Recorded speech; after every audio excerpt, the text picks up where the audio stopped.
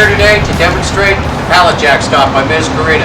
This is the only thing you'll need to park your pallet jack in the back of a truck or a trailer. It will eliminate tying up your pallet jack, flipping your pallet jack over, or using a load bar to secure it inside the trailer. I'm going to show you how easy it is to use. It's easy as 1, 2, 3, go. 1, 2, 3. It's time to go.